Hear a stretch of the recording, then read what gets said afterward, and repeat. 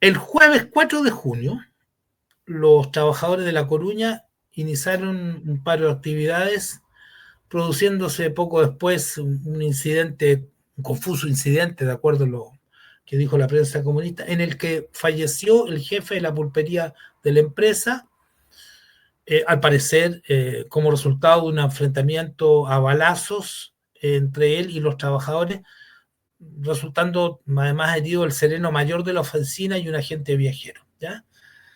Pero lo más inquietante para las autoridades era, según sus propias afirmaciones, el establecimiento de un soviet, ni más ni menos que un soviet en La Coruña, cuyo comisario era Carlos Garrido, el mismo personaje, fochista y comunista, que en abril había desencadenado la huelga general.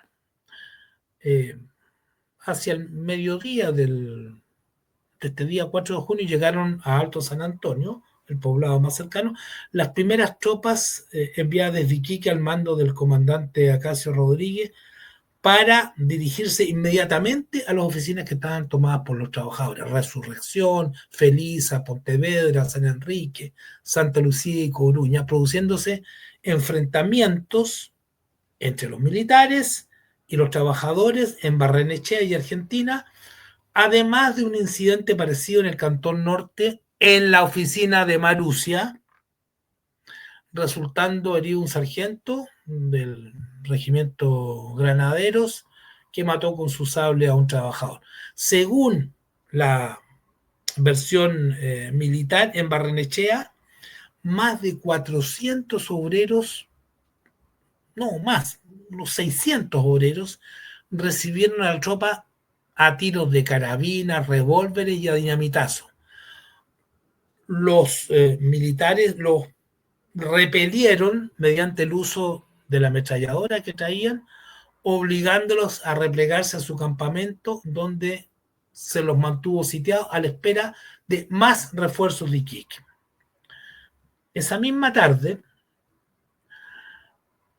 una gran cantidad de obreros, según la versión de los militares, atacó a los uniformados en la oficina de Vigo y Argentina, además de Barrenechea, pero la llegada de una ametralladora del regimiento Carampagne con sus fuegos hacia Vigo los contuvo.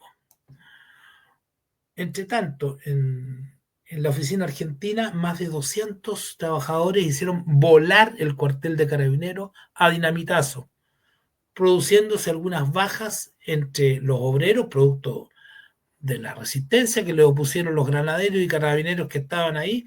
Y en la noche, un montón de trabajadores a caballo y a pie asaltaron la administración de la oficina Felisa, obligando a su encargado a entregarles las armas y el ganado. Los carabineros presentes en esa oficina, contradiciendo sus declaraciones de dar la vida antes de entregar sus armas y que tampoco abandonarían la administración, sintiendo que los pampinos se impondrían por su número y decisión, se terminaron replegando hacia la oficina de San Pablo. O sea, los trabajadores estaban al mando. Este hecho, más la decisión muy combativa de los obreros, movió al jefe militar de La Pampa a solicitar el envío de artillería y más hombres de refuerzo, porque, según lo que planteó, la gran cantidad de bombas y dinamita encontradas en el local de la Foch de San Antonio indicaban claramente que no se trataba de una huelga vulgar, común y corriente, sino que de un movimiento abiertamente revolucionario, como lo probaban los ataques a las tropas, ¿ya? Bueno, alertado por todo esto que estaba ocurriendo y por la creciente presencia de tropas, porque subían y subían más tropas hacia La Pampa, cientos de obreros de las oficinas Felisa, Resurrección, Santa Lucía y San Lorenzo se concentraron en la oficina de La Coruña y bajo la dirección de Carlos Garrido, este fochista y comunista, establecieron una línea de defensa con los pocos elementos que tenían. Algunos revólveres, un par de carabinas Winchester con 20 tiros cada una y 4 fusiles Comblock de la Guerra del Pacífico con 15 tiros en total y algunos cartuchos de dinamita de los que empleaban en sus faenas. ¿Por qué lo hicieron? Se han establecido varias hipótesis. Hay una historiadora, María Fernanda Guajardo, que tiene un libro muy interesante sobre este tema, quien formula 3 hipótesis bastante plausibles, ¿ya? La primera tiene que ver con la influencia de algunos dirigentes locales de la Foch, especialmente Carlos Garrido, que habrían optado por enfrentarse directamente a los patrones y a las Fuerzas Armadas a contrapelo de la orientación mucho más moderada, como hemos venido diciendo, que tenían el PC y la Foch a nivel nacional, cuestión sobre la cual podríamos volver más adelante. La segunda causa habría sido el rumor que corría por aquellos días de que la revolución social había estallado en todo el país y que la tropa que se encontraba en Alto San Antonio, es decir, el poblado más cercano, se había plegado a los obreros. Cuestión que evidentemente era falsa. Y la tercera hipótesis apunta a noticias que habrían llegado a La Coruña, señalando de que en el campamento Barrenechea y en la oficina argentina estaban masacrando a los obreros, lo que habría movido a los trabajadores de La Coruña a parapetarse para resistir. Si uno examina bien estas hipótesis, no son excluyentes, ¿ya? Es altamente posible que concurrieran los 3 elementos para la conformación del escenario en el que se desarrollaría la tragedia. Aunque a mi parecer, la orientación radical de un puñado de dirigentes fochistas fue el más influyente en la decisión obrera de resistir a toda costa el asalto que preparaban las tropas enviadas por el gobierno. De manera tal de que estos líderes, con Garrido a la cabeza, se procuraron de reunir agua, víveres y dinamita, y según algunas versiones que posteriormente serían profusamente difundidas por las autoridades y por la prensa burguesa, habrían organizado guardias rojas, ese sería el supuesto soviet, para enfrentar al enemigo que se prestaba a atacarlo. En la noche del 4 al 5 de junio, las tropas allanaron el local de la Foch en Guara, eso es el Cantón Norte, matando a 7 obreros, según las cifras oficiales de los militares, aunque es posible que el número de bajas haya sido mayor. Durante la mañana del viernes 5, las tropas recorrieron oficina por oficina buscando a los líderes del movimiento obrero considerados como subversivos. En el Cantón Norte se produjeron los hechos más violentos. Según el mismo Acacio Rodríguez, en Marusia, y aquí puede haber una cierta confusión con los hechos que son señalados como ocurridos hacia fines del verano, los obreros se resistieron al allanamiento, resultando 9 muertos, todos proletarios, ningún militar, aunque es posible, como solía ocurrir, que la cifra haya sido superior. De acuerdo a un informe de Carabineros, en el local de la Foch se encontró una gran cantidad de armas, entre estas una carabina Winchester con balas Dundun, siendo aprendidos 26 comunistas, de acuerdo con los informes de Carabineros. Ese mismo día, el teniente coronel Rodríguez remitió desde la oficina San Pedro un telegrama a la Comandancia General de Armas de Iquique describiendo en términos alarmantes la situación existente en La Pampa a fin de convencer a sus superiores sobre la necesidad de actuar con toda energía para aplastar al soviet obrero. Es decir, la idea de que allí se ha formado un soviet por parte de los comunistas está omnipresente en las comunicaciones que los militares envían hacia Iquique. Resumiendo, al término del 5 de junio había una gran concentración de tropas en la Pampa Tarapaqueña. 2 regimientos completos, el Rancagua y el Granadero, un batallón de infantes del regimiento Carampangue, la batería artillera General Salvo y marineros de la Armada provistos con ametralladoras. O sea, aquí en esta represión interviene la policía, el ejército y la Armada. El campamento de Barrenechea cayó en manos de los militares ese día tras una breve resistencia de los trabajadores, y luego ocurriría lo mismo en Pontevedra tras sendos bombardeos con tiros de artillería que deben haber causado numerosos muertos entre los obreros, a pesar de que Rodríguez omitió a referirse a bajas en estos casos. Hay que retener este nombre, Pontevedra. ¿Por qué? Porque tanto en este lugar como en Coruña, los militares utilizaron artillería.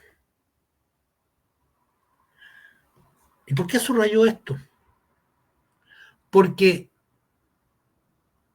el uso de la artillería, de cañones por parte del ejército, tipifica lo ocurrido en estos 2 lugares como masacre, como masacres. No así en otros lugares, porque en otros lugares hubo enfrentamientos.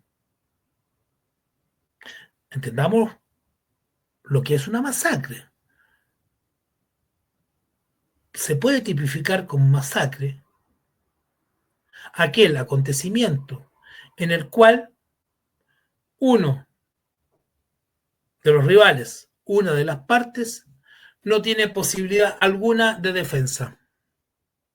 Y quien perpetra estos crímenes no corre el menor riesgo, porque la parte contraria está a su merced. ¿Qué fue lo que ocurrió en Pontevedra y en Coruña? Porque a pesar de que había armamento obrero, los militares, dado la gran superioridad que tenían en términos de armamento, se dieron el lujo de bombardear a gran distancia, de manera tal que el menguado armamento de los trabajadores no les ocasionaba el menor riesgo. En cambio, en otros lugares, a pesar de que existía esta disparidad de fuerzas, hubo enfrentamientos entre trabajadores y militares, aunque, y esto no es menor señalarlo, en ninguna parte murió ni un solo militar, de acuerdo con los propios partes oficiales de los uniformados. ¿Ya? El punto es que en las oficinas ocupadas por las tropas antes del ataque a Coruña, a pesar de que los obreros habían levantado la bandera blanca en señal de paz o de rendición, los uniformados entraron y procedieron a detener y exterminar a todos los trabajadores indicados como federados o comunistas, según un informe del Comité Ejecutivo Nacional de la FOCH. Luego de rodear cada oficina y amenazar con matar a quienes se atrevieran a salir, comisiones compuestas por los militares, el administrador y el sereno recorrían los campamentos y apresaban a los que figuraran en la lista del administrador en la que estaban anotados los nombres de los trabajadores más activos, es decir, de los activistas, de los agitadores. ¿Ya? La situación de los obreros era a tal punto desesperada que antes de estos ataques, el comité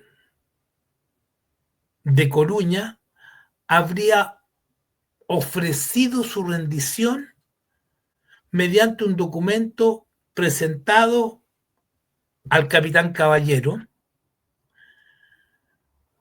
pero este no aceptó la rendición,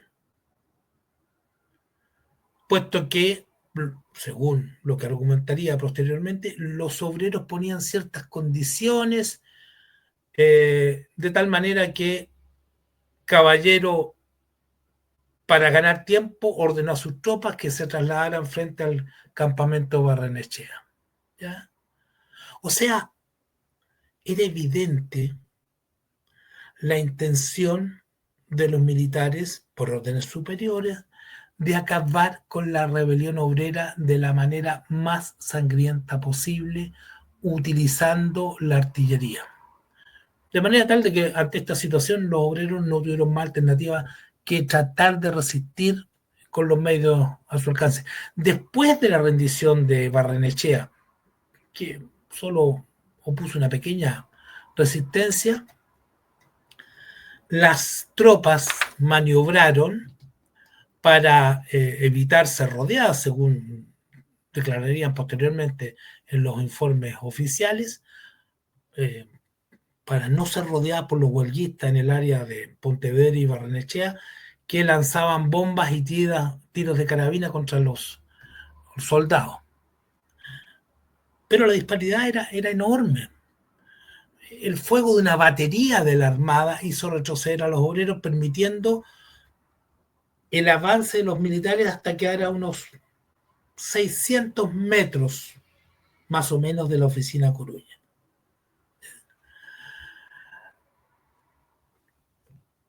Luego de constatar de que el terreno situado frente al destacamento, que se encontraba ahí cerca de La Coruña, había sido minado por sus defensores, los militares, todo esto según los partidos oficiales, se cargaron hacia la derecha para evitarlo e instalaron las ametralladoras a solo 60 metros de la administración de la oficina en un punto alto que les permitía dominarla. De tal manera que esa tarde las tropas habían ocupado el terraplén de la administración y hecho salir de sus casas a numerosas personas, deteniendo a 50 individuos que habían sido señalados por los empleados superiores como activistas.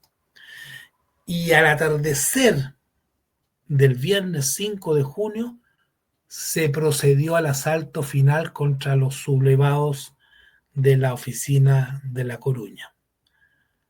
Los oficiales Acacio Rodríguez y Enrique Caballero, luego de colocar las ametralladoras y baterías en lugares estratégicos, ordenaron el bombardeo de los obreros que se encontraban parapetados en las viejas murallas del campamento. Los tiros de fusil y los cartuchos de dinamita lanzados a mano por los obreros no alcanzaban a los militares. En cambio, las ráfagas de ametrallador y los cañonazos desde gran distancia causaban estragos entre los pampinos. Hay testimonios que dicen que la distancia para la infantería y ametralladora fue siempre superior a 1500 metros.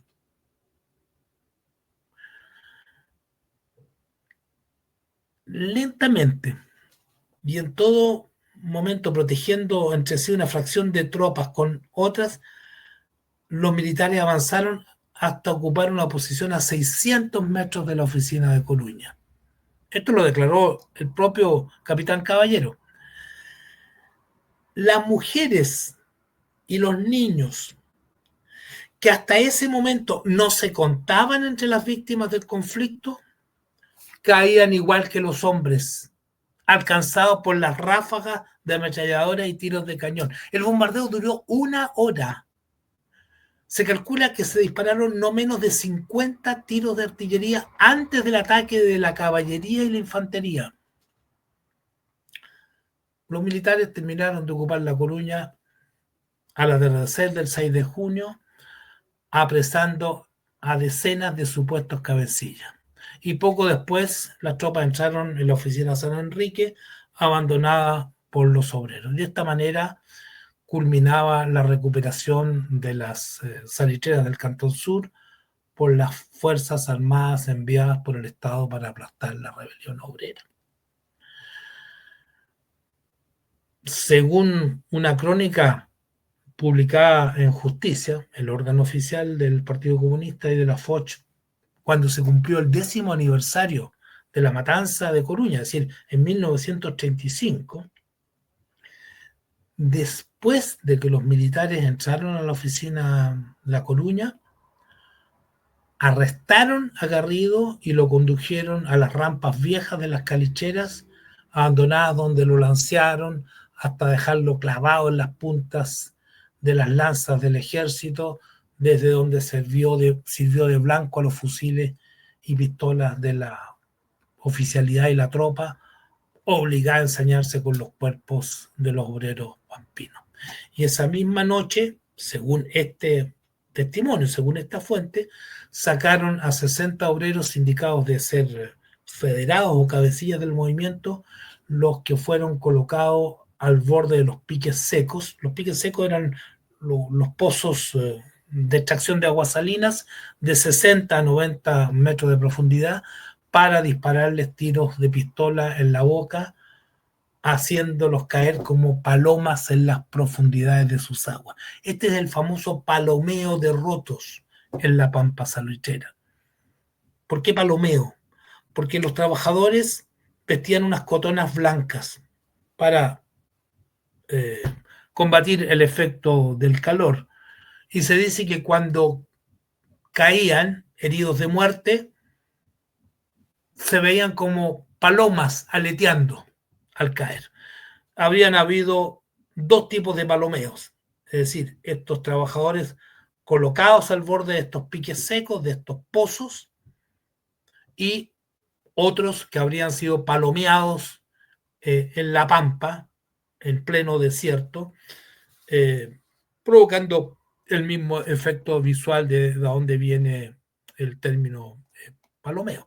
En realidad, aparte de este testimonio del periódico Fochista Comunista 10 años más tarde, y de otros testimonios provenientes también del movimiento obrero, pero bastante tiempo después de la masacre, no hay testimonios directos acerca de esta fase de la represión sangrienta en Coruña y en la pampa del Tamarugal.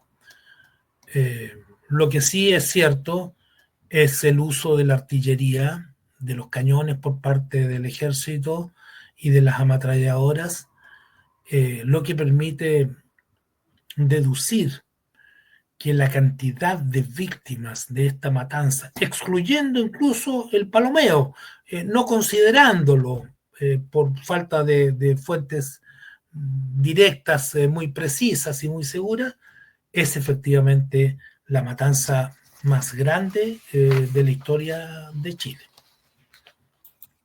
Oye, Sergio, mira, acá tengo, siguiendo con este artículo de Felipe González. Felipe Portales, perdón. Dice, habla aquí de un historiador, de Carlos Charlín, y señala lo siguiente, dice, la recuperación de ellas, pues, se refiere a las salitreras, se hace a sangre y fuego, con cañones y ametralladoras, todo lo que tú nos has señalado tan correctamente, siendo la más bombardeada la oficina La Coruña. Según Charlín, dice, comilla, la matanza de obreros en La Coruña, Alto San Antonio, Feriza y otros lugares de esa pampa de la desgracia son páginas que horripilarían a un escritor de novelas de terror. Se hizo derroche sanguinario de lo que se denominaba medida de escarmiento con rotos alzados. En La Coruña, dice, no quedó hombre, ni mujer, ni niño con vida. Se les diezmó con granadas de artillería disparadas a menos de 300 metros y pese a las banderas de rendición, no se tomaron prisioneros. Incluso el mismo Gonzalo Vial dice que en su libro también dice que, bueno, sobrevivió luego del bombardeo una severísima represión que dio incluso origen al término palomeo, que era dispararle a un trabajador tal cual tú lo habías indicado, Sergio. Pero aquí hay registros de historiadores que dan cuenta con precisión lo que tú has señalado y no obstante lo que tú cuentas, porque todavía tengo esa sensación, Sergio, que siendo sin duda una de las masacres más grandes que ha experimentado en el siglo XX y que ha experimentado los trabajadores chilenos, y no obstante lo que tú contabas, que después, 10 años después, se seguía recordando lo que había ocurrido, todavía tengo la impresión de que sigue siendo como una matanza, una masacre, un exterminio de trabajadores. Porque, claro, porque uno, sin querer comparar, porque toda comparación siempre es odiosa, pero claro, aquí efectivamente se atacó una pulpería, eventualmente, al parecer, uno de los almaceneros falleció. ¿Ah? Pero después la respuesta es como parecía así la respuesta que da el ejército israelí a lo de Hamas. Es decir, como, claro, Hamas cometió este atentado que por supuesto sigue siendo de autodefensa, y después vienen estos con todos estos regimientos, con toda esta caballería, con todo esto, y exterminan trabajadores, mujeres, niños. Es decir, es la sensación que uno siente de que es algo muy parecido a lo que ocurrió en lo que está ocurriendo en Gaza, es decir, un ejército que entra como aprovechando la oportunidad de pacificación, entre comillas, y diezma todos los poblados. Pero también esta sensación de que todavía hay sobre esta matanza una falta de conocimiento por parte de la población chilena. Y yo todavía no me explico mucho por qué pasa esto de que, claro, en Santa María ya hay un relato más o menos establecido, pero La Coruña siento que todavía, será porque La Coruña no existe, no sé por qué, porque La Coruña hoy está ubicada dentro de terrenos que le pertenecen al Frafra, a este Frafra de Rasuri. Para poder entrar a La Coruña hay que pedirle permiso a Frafra ahora y entrar para acá para poder ingresar a los terrenos. No sé de cuándo es propiedad de Frafra, pero hace unos 15 años atrás, con un grupo de colegas, de historiadores, visitamos La Coruña por unos caminos intransitables. El jeep saltaba y nos pegábamos cabezazos en el techo del jeep, pero tuvimos la suerte de conocer ese lugar que es, sobre todo sabiendo lo que allí ocurrió, es realmente sobrecogedor. Pero bueno, tal vez falta una cantata de La Coruña para que sea más conocida, ¿no es cierto? A ver, hay varias razones y siempre es buena la comparación. La matanza de Santa María de Iquique se produjo en el centro de una ciudad, con centenares, si no miles de testigos que pudieron transmitir su testimonio. Había prensa, había corresponsales, estaba la población de Iquique que sintió la balacera, que la sufrió, que vio pasar a los detenidos luego del asalto a la escuela camino al hipódromo, conducidos por los militares. En cambio, en La Coruña, el acceso a la Pampa fue bloqueado por los militares apenas estos empezaron a subir. Había censura de prensa. Los periódicos de los trabajadores, ya fuesen de orientación comunista o anarquistas, fueron cerrados y empastelados, es decir, destruidos. Y durante mucho tiempo no se pudo subir a la Pampa. Elías Laferte fue enviado por la Dirección Nacional de la Federación Obrera de Chile, después de la matanza, a investigar lo ocurrido. Logró obtener una especie de permiso o pase que le otorgó el propio ministro de Guerra, así se llamaba el ministro de Defensa de la época, que era ni más ni menos que Carlos Ibáñez del Campo, para que lo presentara a fin de poder subir a La Pampa. Apenas llegó a Iquique, lo tomaron preso y a pesar de que él mostró este documento de Ibáñez, lo tuvieron 75 días detenido, es decir, no pudo investigar absolutamente nada. La matanza se produjo, podríamos decirlo, a puertas cerradas. Fueron muy pocos los testimonios. En Coruña prácticamente no debe haber quedado gente viva o muy poca gente viva.